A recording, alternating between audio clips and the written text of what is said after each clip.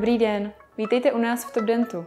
Mé jméno je Eliška Vetelská a pojďme se společně podívat, jak to probíhá, když k nám přijdete poprvé.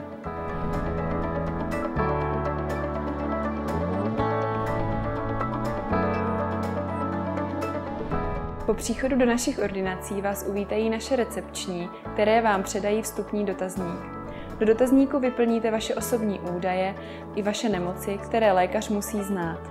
Nebojte se k nám také dovést vaše ratolesti, poskytujeme komplexní péči celým rodinám.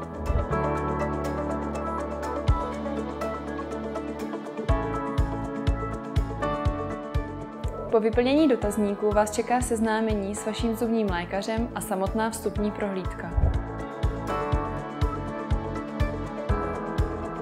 Ze samotné prohlídky nemusíte mít žádný strach. Lékař prohlídne pečlivě váš chrup, sestra vše zapíše a následně se vaše prohlídka doplní rentgenovými snímky.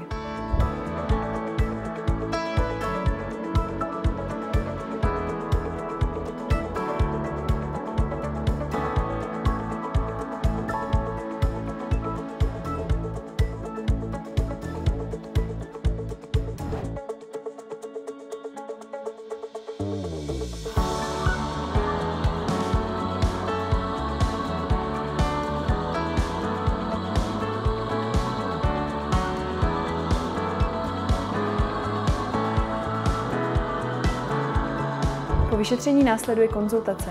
Během konzultace vám váš lékař popíše stav vašeho chrupu a navrhne následný postup léčby a dalších ošetření, jsou-li potřeba.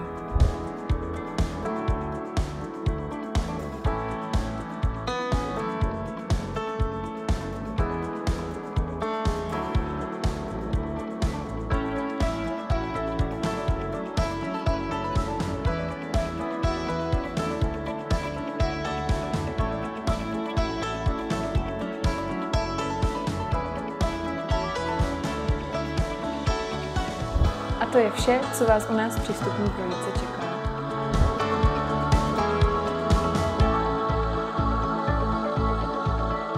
Děkuji za vaši pozornost. Máte-li jakékoliv dotazy nebo si přejete se k nám objednat, neváhejte nás oslovit.